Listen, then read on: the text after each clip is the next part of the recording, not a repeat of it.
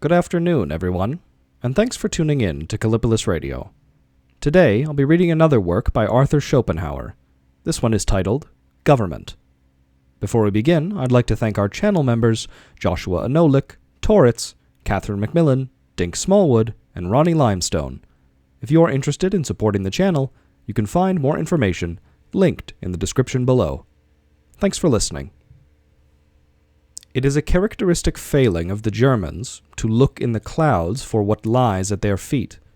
An excellent example of this is furnished by the treatment which the idea of natural right has received at the hands of professors of philosophy.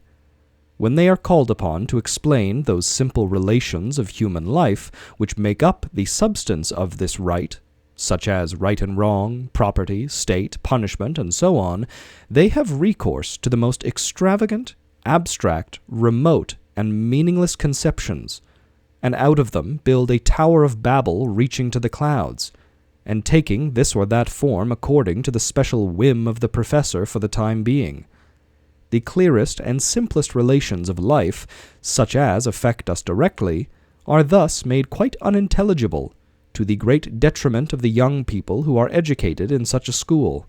These relations themselves are perfectly simple and easily understood, as the reader may convince himself if he will turn to the account which I have given of them in The Foundations of Morality, subsection 17, and in my chief work, Book 1, subsection 62.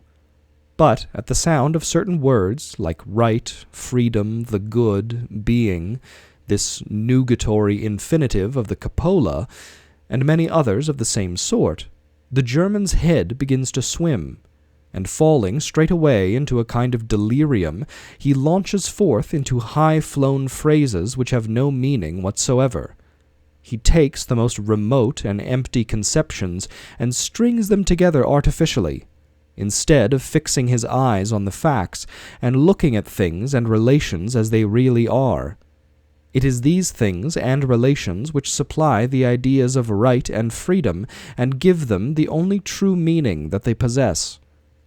The man who starts from the preconceived opinion that the conception of right must be a positive one, and then attempts to define it, will fail, for he is trying to grasp a shadow, to pursue a spectre, to search for what does not exist. The conception of right is a negative one, like the conception of freedom. Its content is mere negation. It is the conception of wrong which is positive. Wrong has the same significance as injury, latio, in the widest sense of the term. An injury may be done either to a man's person or to his property or to his honor, and accordingly a man's rights are easy to define. Everyone has a right to do anything that injures no one else.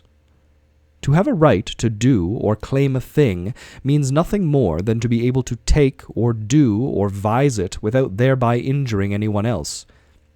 Simplex sigillum veri. This definition shows how senseless many questions are. For instance, the question whether we have the right to take our own life. As far as concerns the personal claims which others may possibly have upon us, they are subject to the condition that we are alive, and fall to the ground when we die. To demand of a man who does not care to live any longer for himself that he should live on as a mere machine for the advantage of others is an extravagant pretension. Although men's powers differ, their rights are alike. Their rights do not rest upon their powers, because right is of a moral complexion. They rest on the fact that the same will to live shows itself in every man at the same stage of its manifestation. This, however, only applies to that original and abstract right which a man possesses as a man. The property and also the honor which a man acquires for himself by the exercise of his powers depend on the measure and kind of power which he possesses, and so lend his right a wider sphere of application. Here, then, equality comes to an end. The man who is better equipped or more active increases by adding to his gains, not his right, but the number of the things to which it extends. In my chief work, I have proved that the state, in its essence, is merely an institution existing for the purpose of protecting its members against outward attack or inward dissension. It follows from this that the ultimate ground on which the state is necessary is the acknowledged lack of right in the human race.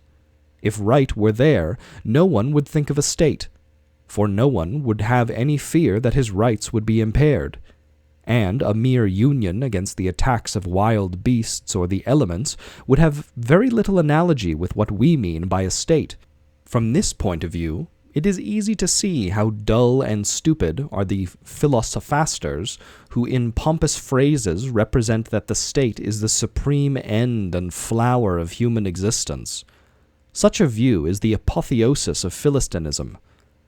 If it were right that ruled in the world, a man would have done enough in building his house and would need no other protection than the right of possessing it, which would be obvious. But since wrong is the order of the day, it is requisite that the man who has built his house should also be able to protect it.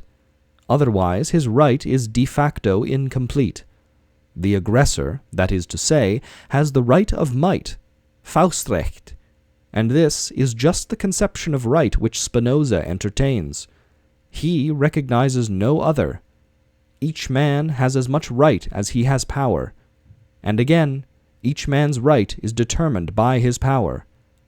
Hobbes seems to have started this conception of right, and he adds the strange comment that the right of the good Lord to all things rests on nothing but his omnipotence. Now, this is a conception of right which, both in theory and in practice, no longer prevails in the civic world. But in the world in general, though abolished in theory, it continues to apply in practice. The consequences of neglecting it may be seen in the case of China. Threatened by rebellion within and foes without, this great empire is in a defenseless state, and has to pay the penalty of having cultivated only the arts of peace and ignored the arts of war. There is a certain analogy between the operations of nature and those of man which is a peculiar but not fortuitous character, and is based on the identity of the will in both. When the herbivorous animals had taken their place in the organic world, beasts of prey made their appearance, necessarily a late appearance in each species, and proceeded to live upon them.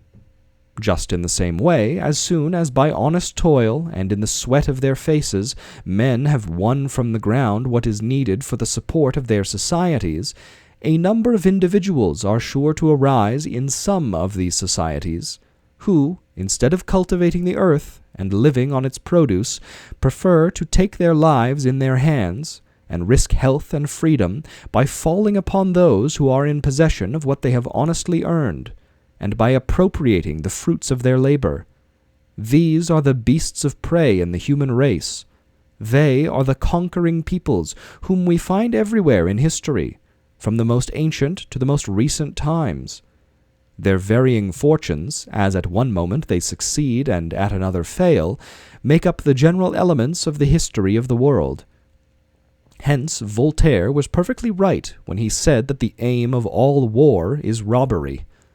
That those who engage in it are ashamed of their doings is clear by the fact that governments loudly protest their reluctance to appeal to arms except for the purposes of self-defense.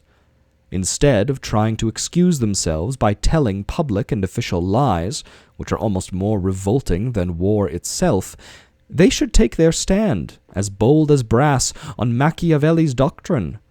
The gist of it may be stated to be this: that whereas between one individual and another, and so far as concerns the law and morality of their relations, the principle, "don't do to others what you wouldn't like done to yourself," certainly applies. It is the converse of this principle which is appropriate in the case of nations and in politics. What you wouldn't like done to yourself, do to others. If you do not want to be put under a foreign yoke, take time by the forelock and put your neighbor under it himself, whenever, that is to say, his weakness offers you the opportunity. For, if you let the opportunity pass, it will desert one day to the enemy's camp and offer itself there. Then your enemy will put you under his yoke. and your failure to grasp the opportunity may be paid for, not by the generation which was guilty of it, but by the next. This Machiavellian principle is always a much more decent cloak for the lust of robbery than the rags of very obvious lies in a speech from the head of the state. Lies, too, of a description which recalls the well-known story of the rabbit attacking the dog. Every state looks upon its neighbors as at a bottom a horde of robbers, who will fall upon it as soon as they have the opportunity. Between the serf, the farmer, the tenant, and the mortgagee, the difference is rather one of form than of substance. Whether the peasant belongs to me, or the land on which he has to get a living, whether the bird is mine, or its food, the tree, or its fruit, is a matter of little moment. For, as Shakespeare makes Shylock say, "You take my life when you do take the means whereby I live." The free peasant has, indeed, the advantage that he can go off and seek his fortune in the wide world, whereas the serf who is attached to the soil, glebe adscriptus, has an advantage which is perhaps still greater, that when failure of crops or illness, old age or incapacity render him helpless, his master must look after him, and so he sleeps well at night. Whereas, if the crops fail, his master tosses about on his bed trying to think how he is to procure bread for his men. As long ago as Menander, it was said that it is better to be the slave of a good master than to live miserably as a freeman. Another advantage possessed by the free is that if they have any talents they can improve their position, but the same advantage is not wholly withheld from the slave. If he proves himself useful to his master by the exercise of any skill, he is treated accordingly, just as in ancient Rome, mechanics, foremen of workshops, architects, nay, even doctors, were generally slaves. Slavery and poverty, then, are only two forms, I might almost say only two names of the same thing, the essence of which is that a man's physical powers are employed, in the main not for himself but for others, and this leads partly to his being overloaded with work, and partly to his getting a scanty satisfaction for his needs. For nature has given a man only as much physical power as will suffice, if he exerts it in moderation, to gain a sustenance from the earth. No great superfluity of power is his. If, then, a not inconsiderable number of men are relieved from the common burden of sustaining the existence of the human race, the burden of the remainder is augmented, and they suffer. This is the chief source of the evil which, under the name of slavery, or under the name of the proletariat, has always oppressed the great majority of the human race. But the more remote cause of it is luxury. In order, it may be said, that some few persons may have what is unnecessary, superfluous, and the product of refinement, nay, in order that they may satisfy artificial needs, a great part of the existing powers of mankind has to be devoted to this object, and therefore withdrawn from the production of what is necessary and indispensable. Instead of building cottages for themselves, thousands of men build mansions for a few. Instead of weaving coarse materials for themselves and their families, they make fine cloths, silk, or even lace for the rich, and in general manufacture 1,000 objects of luxury for their pleasure. A great part of the urban population consists of workmen who make these articles of luxury, and for them and those who give them work, the peasants have to plow and sow and look after the flocks as well as for themselves, and thus have more labor than nature originally imposed upon them. Moreover, the urban population devotes a great deal of physical strength and a great deal of land to such things as wine, silk, tobacco, hops, asparagus, and so on, instead of to corn, potatoes, and cattle breeding. Further, a number of men are withdrawn from agriculture and employed in shipbuilding and seafaring, in order that sugar, coffee, tea, and other goods may be imported.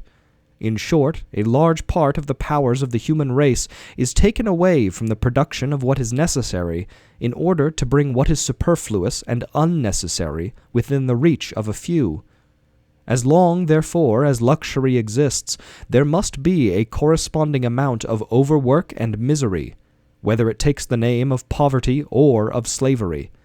The fundamental difference between the two is that slavery originates in violence and poverty in craft.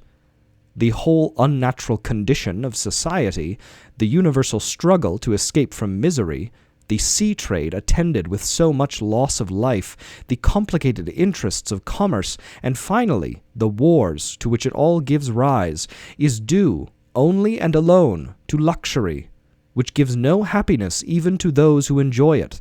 Nay, it makes them ill and bad-tempered. Accordingly, it looks as if the most effective way of alleviating human misery would be to diminish luxury or even abolish it altogether. There is unquestionably much truth in this train of thought, but the conclusion at which it arrives is refuted by an argument possessing this advantage over it, that it is confirmed by the testimony of experience. A certain amount of work is devoted to purposes of luxury. What the human race loses in this way, in the muscular power, which would otherwise be available for the necessities of existence, is gradually made up to it 1,000-fold by the nervous power, which, in a chemical sense, is thereby released. And, since the intelligence and sensibility which are thus promoted are on a higher level than the muscular irritability which they supplant, so the achievements of mind exceed those of the body 1,000-fold. One wise counsel is worth the work of many hands. A nation of nothing but peasants would do little in the way of discovery and invention, but idle hands make for active heads. Science and the arts are themselves the children of luxury, and they discharge their debt to it. The work which they do is to perfect technology in all its branches, mechanical, chemical, and physical, an art which in our days has brought machinery to a pitch never dreamt of before, and in particular has, by steam and electricity, accomplished things the like of which would, in earlier ages, have been ascribed to the agency of the devil. In manufactures of all kinds, and to some extent in agriculture, machines now do 1,000 times more than could ever have been done by the hands of all the well-to-do, educated, and professional classes, and could ever have been attained if all luxury had been abolished and everyone had returned to the life of a peasant. It is by no means the rich alone, but all classes, who derive benefit from these industries. Things which in former days hardly anyone could afford are now cheap and abundant, and even the lowest classes are much better off in point of comfort.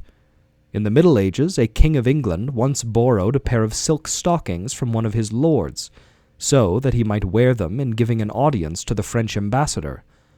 Even Queen Elizabeth was greatly pleased and astonished to receive a pair as a New Year's present. Today, every shopman has them. 50 years ago, ladies wore the kind of calico gowns which servants wear now. If mechanical science continues to progress at the same rate for any length of time, it may end by saving human labor almost entirely, just as horses are even now being largely superseded by machines. For it is possible to conceive that intellectual culture might in some degree become general in the human race, and this would be impossible as long as bodily labor was incumbent on any great part of it. Muscular irritability and nervous sensibility are always and everywhere, both generally and particularly, in antagonism, for the simple reason that it is one and the same vital power which underlies both. Further, since the arts have a softening effect on character, it is possible that quarrels great and small, wars and duels, will vanish from the world, just as both have become much rarer occurrences. However, it is not my object to here write a utopia. But, apart from all of this, the arguments used above, in the favor of the abolition of luxury and the uniform distribution of all bodily labor, are open to the objection that the great mass of mankind, always and everywhere, cannot do without leaders, guides, and counselors, in one shape or another, according to the matter in question. Judges, governors, generals, officers, priests, doctors, men of learning, philosophers, and so on, all of them are a necessity. Their common task is to lead the race, for the greater part is so incapable and perverse, through the labyrinth of life. of which each of them, according to his position and capacity, has obtained a general view, be his range wide or narrow. That these guides of the race should be permanently relieved of all bodily labor, as well as of all vulgar need and discomfort, nay, that in proportion to their much greater achievements they should necessarily own and enjoy more than the common man, is natural and reasonable. Great merchants should also be included in the same privileged class, whenever they make far-sighted preparations for national needs. The question of the sovereignty of the people is at bottom the same as the question whether any man can have an original right to rule a people against its will. How that proposition can be reasonably maintained I do not see. The people, it must be admitted, is sovereign, but it is a sovereign who is always a minor. It must have permanent guardians, and it can never exercise its rights itself without creating dangers of which no one can foresee the end, especially as, like all minors, it is very apt to become the sport of designing sharpers, in the shape of what are called demagogues. Voltaire remarks that the first man to become a king was a successful soldier. It is certainly the case that all princes were originally victorious leaders of armies, and for a long time it was as such that they bore sway. On the rise of standing armies, princes began to regard their people as a means of sustaining themselves and their soldiers, and treated them, accordingly, as though they were a herd of cattle, which had to be tended in order that it might provide wool, milk, and meat. The why and wherefore of all of this, as I shall presently show in detail, is the fact that originally it was not right but might that ruled in the world. Might has the advantage of having been the first in the field. That is why it is impossible to do away with it and abolish it altogether. It must always have its place, and all that a man can wish or ask is that it should be found on the side of right and associated with it. Accordingly, says the prince to his subjects, I rule you in virtue of the power which I possess. But, on the other hand, it excludes that of anyone else, and I shall suffer none but my own, whether it comes from without or arises within by one of you trying to oppress another. In this way, then, you are protected. The arrangement was carried out, and just because it was carried out, the old idea of kingship developed with time and progress into quite a different idea, and put the other one in the background, where it may still be seen now and then flitting about like a spectre.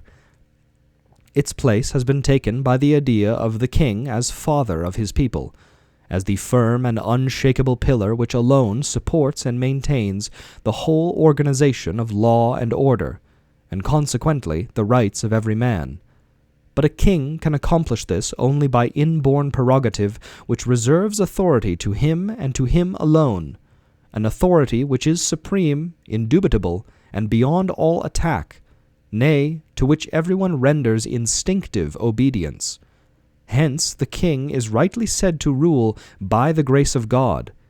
He is always the most useful person in the state, and his services are never too dearly repaid by any civil list, however heavy. But even as late a writer as Machiavelli was so decidedly imbued with the earlier or medieval conception of the position of a prince that he treats it as a matter which is self-evident. He never discusses it, but tacitly takes it as the presupposition and basis of his advice. It may be said, generally, that his book is merely the theoretical statement and consistent and systematic exposition of the practice prevailing in his time. It is the novel statement of it in a complete theoretical form that lends it such a poignant interest. The same thing, I may remark in passing, applies to the immortal little work of La Rochefoucauld, who, however, takes private and not public life for his theme, and offers not advice but observations. The title of his fine little book is open perhaps to some objection. The contents are not, as a rule, either maxims or reflections, but aperçus, and that is what they should be called. There is much, too, in Machiavelli that will be found also to apply to private life. Right, in and of itself, is powerless. In nature, it is might that rules. to enlist might on the side of right, so that by means of it right may rule, is the problem of statesmanship. And it is indeed a hard problem, as will be obvious if we remember that almost every human breast is the seat of an egoism which has no limits, and is usually associated with an accumulated store of hatred and malice, so that at the very start feelings of enmity largely prevail over those of friendship. We have also to bear in mind that it is many millions of individuals so constituted who have to be kept in the bonds of law and order, peace and tranquility, whereas originally everyone had a right to say to everyone else, "I am just as good as you are." A consideration of all of this must fill us with surprise that on the whole the world pursues its way so peacefully and quietly, and with so much law and order as we see to exist. It is the machinery of state which alone accomplishes it. For it is physical power alone which has any direct action on men, constituted as they generally are. It is for physical power alone that they have any feeling or respect. If a man would convince himself by experience that this is the case, he need do nothing but remove all compulsion from his fellows, and try to govern them by clearly and forcibly representing to them what is reasonable, right, and fair, though at the same time it may be contrary to their interests. He would be laughed to scorn, and as things go, that is the only answer he would get. It would soon be obvious to him that moral force alone is powerless. It is, then, physical force alone which is capable of securing respect. Now, this force ultimately resides in the masses, where it is associated with ignorance, stupidity, and injustice.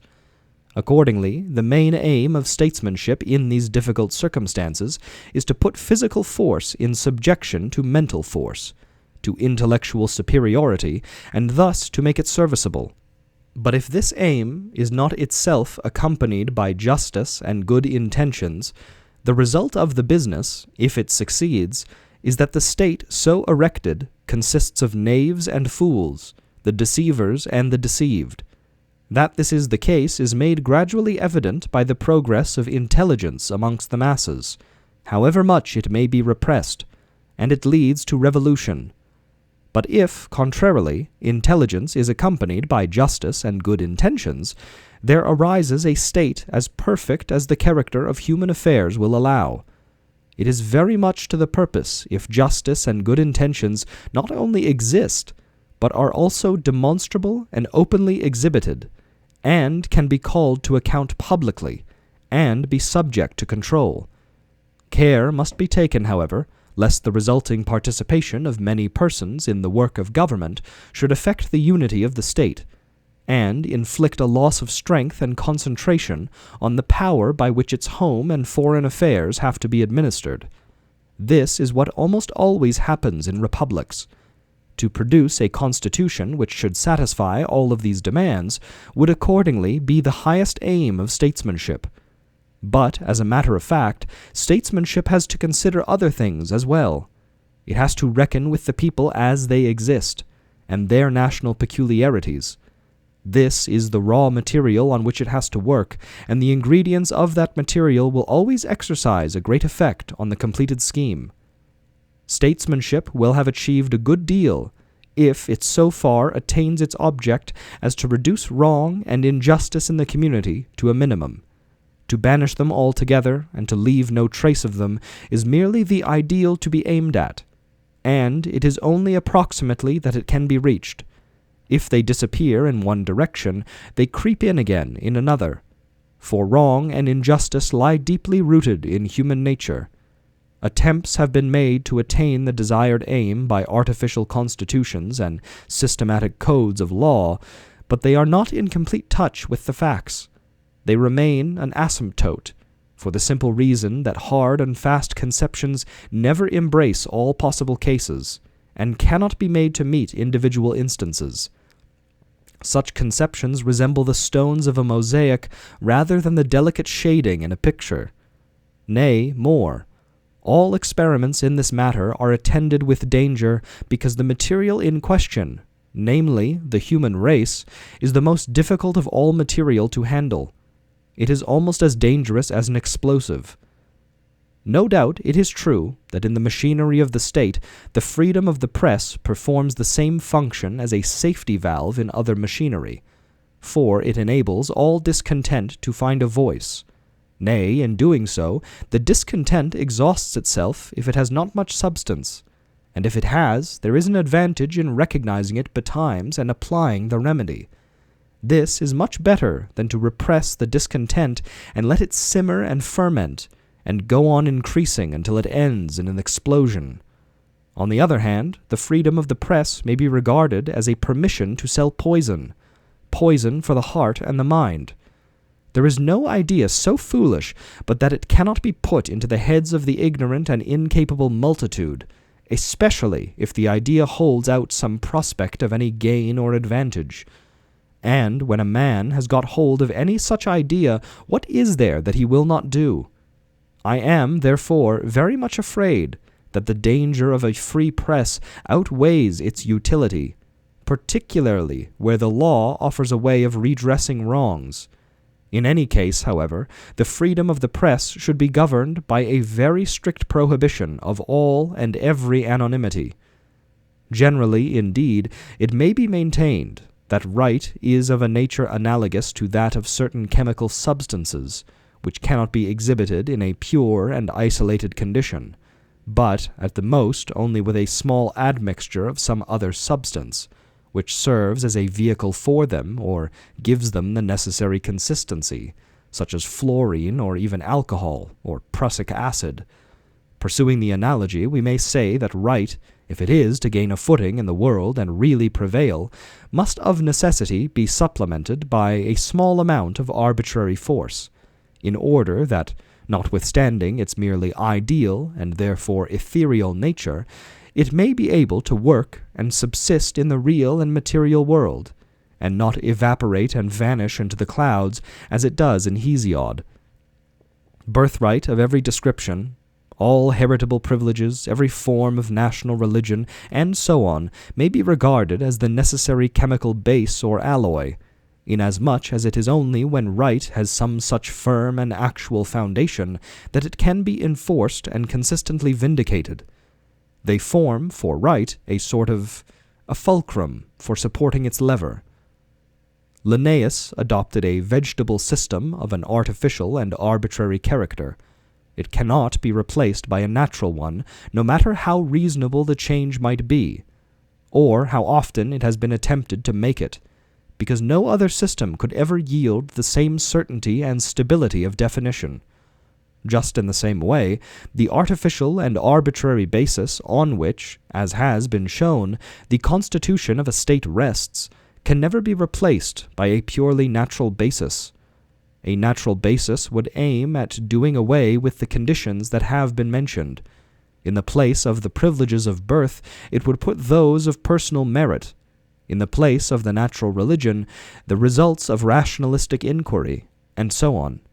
However agreeable to reason this might all prove, the change could not be made, because a natural basis would lack that certainty and fixity of definition which alone secures the stability of the commonwealth.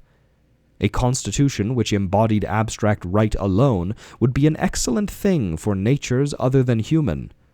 But since the great majority of men are extremely egoistic, unjust, inconsiderate, deceitful, and sometimes even malicious, since in addition they are endowed with very scanty intelligence, there arises the necessity for a power that shall be concentrated in one man, a power that shall be above all law and right, and be completely irresponsible, nay, to which everything shall yield as to something that is regarded as a creature of a higher kind, a ruler by the grace of God. It is only thus that men can be permanently held in check and governed. The United States of North America exhibit the attempt to proceed without any such arbitrary basis, that is to say, to allow abstract right to prevail pure and unalloyed. But the result is not attractive. For, with all the material prosperity of the country, what do we find? The prevailing sentiment is a base utilitarianism with its inevitable companion, ignorance, And it is this that has paved the way for a union of stupid Anglican bigotry, foolish prejudice, coarse brutality, and a childish veneration of women. Even worse things are the order of the day.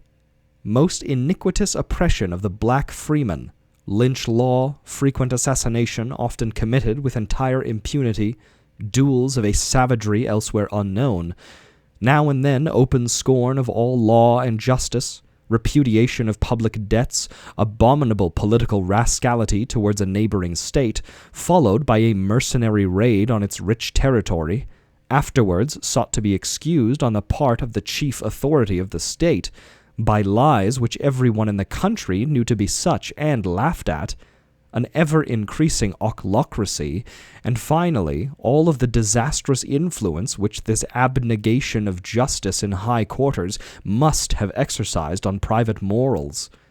This specimen of a pure constitution on the obverse side of the planet says very little for republics in general, but still less for the imitations of it in Mexico, Guatemala, Colombia, and Peru.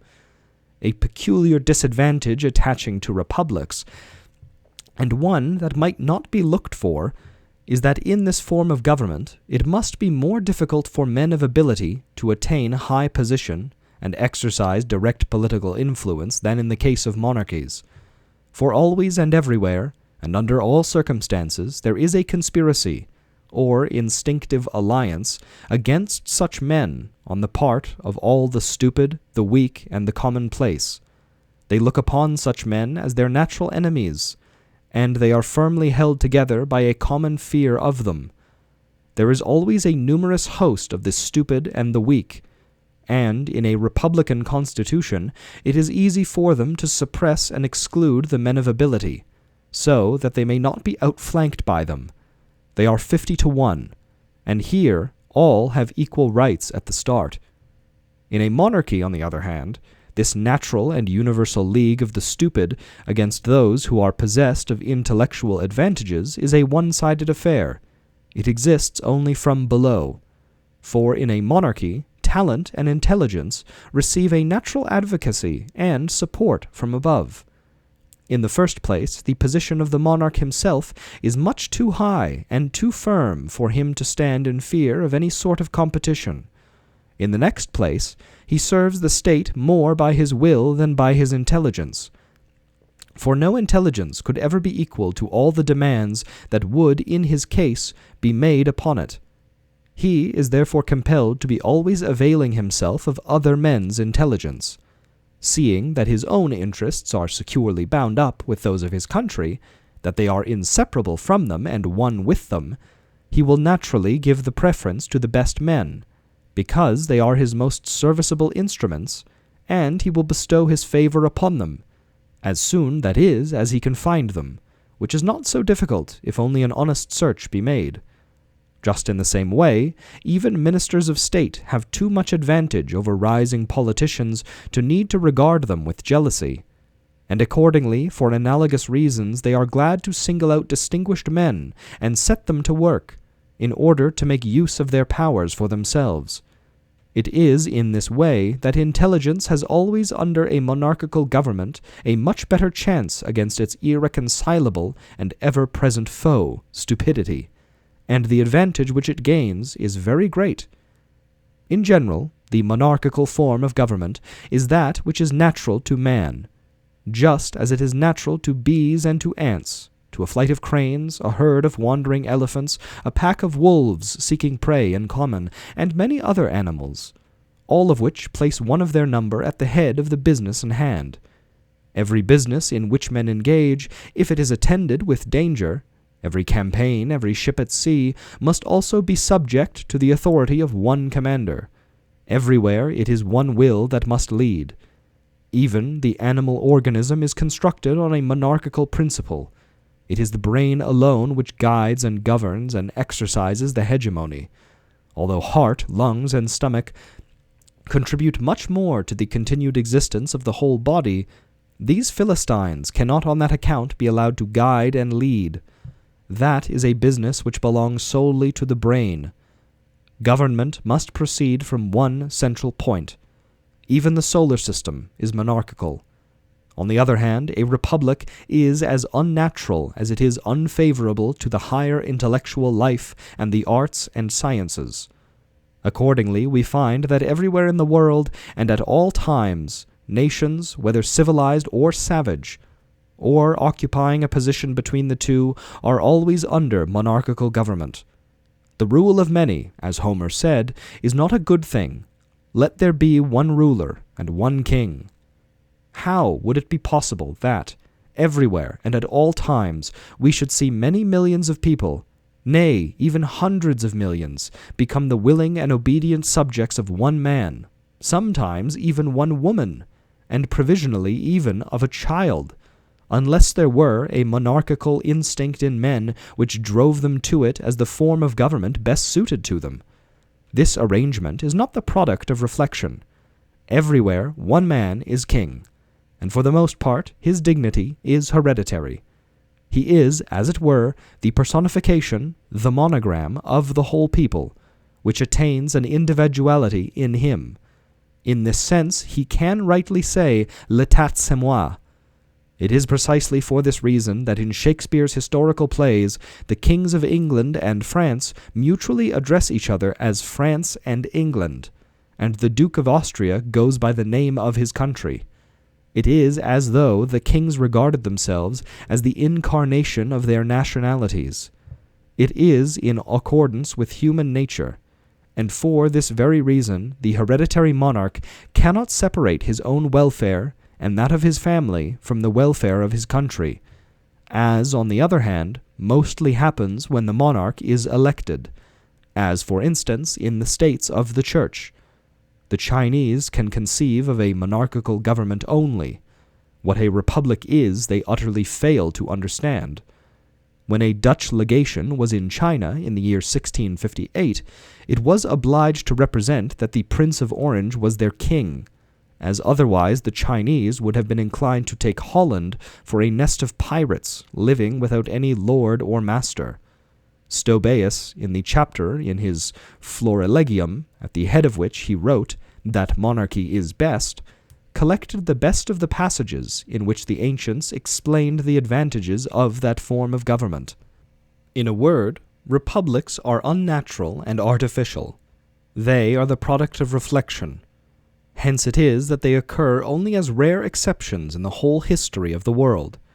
There were the small Greek republics, the Roman and the Carthaginian, but they were all rendered possible by the fact that 5/6, perhaps even 7/8 of the population consisted of slaves.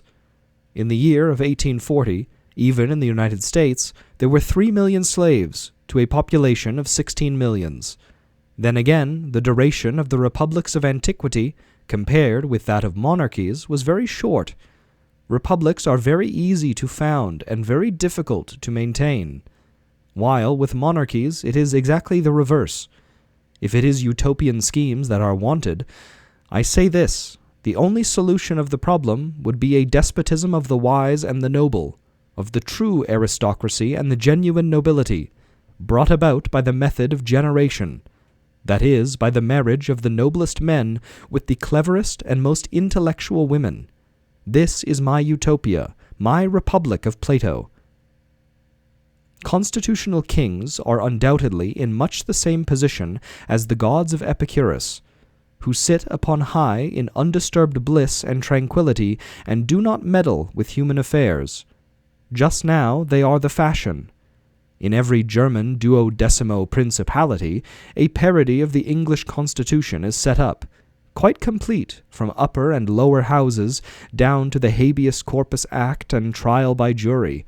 These institutions, which proceed from the English character and English circumstances, and presuppose both, are natural and suitable to the English people. It is just as natural to the German people to be split up into a number of different stocks, under a similar number of ruling princes, with an emperor over them all, who maintains peace at home and represents the unity of the state board. It is an arrangement which has proceeded from German character and German circumstances. I am of opinion that if Germany is not to meet with the same fate as Italy, it must restore the imperial crown, which was done away with by its arch-enemy, the first Napoleon, and it must restore it as effectively as possible. For German unity depends on it, and without the imperial crown it will always be merely nominal, or precarious. But as we no longer live in the days of Gunther of Schwarzburg, when the choice of emperor was a serious business, the imperial crown ought to go alternately to Prussia and to Austria, for the life of the wearer. In any case, the absolute sovereignty of the small states is illusory. Napoleon I did for Germany what Otto the Great did for Italy. He divided it into small, independent states, on the principle, divide and conquer. The English show their great intelligence, amongst other ways, by clinging to their ancient institutions, customs, and usages, and by holding them sacred, even at the risk of carrying this tenacity too far, and making it ridiculous.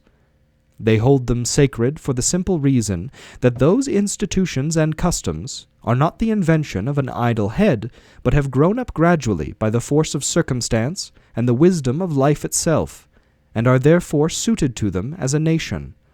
On the other hand, the German Michel allows himself to be persuaded by his schoolmaster that he must go about in an English dress coat, and that nothing else will do. Accordingly, he has bullied his father into giving it to him, and with his awkward manners, this ungainly creature presents in it a sufficiently ridiculous figure. But the dress coat will some day be too tight for him, and incommode him. It will not be very long before he feels it in trial by jury. This institution arose in the most barbarous period of the Middle Ages, the times of Alfred the Great, when the ability to read and write exempted a man from the penalty of death. It is the worst of all criminal procedures.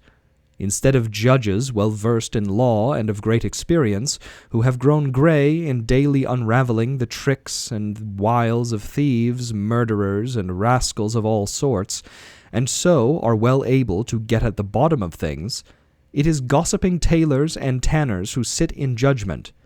It is their coarse, crude, unpracticed, and awkward intelligence, incapable of any sustained attention, that is called upon to find out the truth from a tissue of lies and deceit.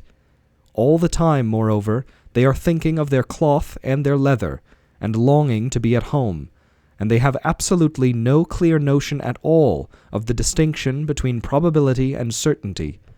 It is with this sort of a calculus of probabilities in their stupid heads that they confidently undertake to seal a man's doom. The same remark is applicable to them which Dr. Johnson made of a court-martial in which he had little confidence, summoned to decide a very important case. He said that perhaps there was not a member of it who, in the whole course of his life, had ever spent an hour by himself in balancing probability. Can anyone imagine that the tailor and the tanner would be impartial judges? What? The vicious multitude impartial? As if partiality were not 10 times more to be feared from men of the same class as the accused, than from judges who knew nothing of him personally, lived in another sphere altogether, were irremovable and conscious of the dignity of their office. But to let a jury decide on crimes against the state and its head, or on misdemeanors of the press, is in a very real sense to set the fox to keep the geese. Everywhere, and at all times, there has been much discontent with governments, laws, and public regulations. For the most part, however, because men are always ready to make institutions responsible for the misery inseparable from human existence itself, which is, to speak mythically, the curse that was laid on Adam, and through him on the whole human race. But never has that delusion been proclaimed in a more mendacious and impudent manner than by the demagogues of the Jetztzeit, of the day we live in. As enemies of Christianity, they are, of course, optimists. To them, the world is its own end and object, and accordingly in itself, that is to say, in its own natural constitution, it is arranged on the most excellent principles, and forms a regular habitation of bliss. The enormous and glaring evils of the world they attribute wholly to governments. If governments, they think, were to do their duty, there would be a heaven upon earth. In other words, all men could eat, drink, propagate, and die free from trouble and want. This is what they mean when they talk of the world being its own end and object. This is the goal of that perpetual progress of the human race, and the other fine things which they are never tired of proclaiming. Formerly it was faith which was the chief support of the throne. Nowadays it is credit. The Pope himself is scarcely more concerned to retain the confidence of the faithful than to make his creditors believe in his own good faith. If in times past it was the guilty debt of the world which was lamented, now it is the financial debts of the world which arouse dismay. Formerly it was the last day which was prophesied. Now it is the great repudiation, the universal bankruptcy of the nations, which will one day happen, although the prophet, in this as in the other case, entertains a firm hope that he will not live to see it himself. From an ethical and rational point of view, the right of possession rests upon an incomparably better foundation than the right of birth. Nevertheless, the right of possession is allied with the right of birth, and has come to be part and parcel of it, so that it would hardly be possible to abolish the right of birth without endangering the right of possession. The reason of this is that most of what a man possesses he inherited, and therefore holds by a sort of right of birth, just as the old nobility bear the names only of their hereditary estates, and by the use of those names do no more than give expression to the fact that they own the estates. Accordingly, all owners of property, if, instead of being envious, they were wise, ought also to support the maintenance of the rights of birth. The existence of a nobility has, then, a double advantage. It helps to maintain, on the one hand, the rights of possession, and on the other, the right of birth belonging to the king. For the king is the first nobleman in the country, and, as a general rule, he treats the nobility as his humble relations, and regards them quite otherwise than the commoners, however trusty and well-beloved. It is quite natural, too, that he should have more confidence in those whose ancestors were mostly the first ministers and always the immediate associates of his own. A nobleman, therefore, appeals with reason to the name he bears. When, on the occurrence of anything to rouse the distrust, he repeats his assurance of fidelity and service to the king.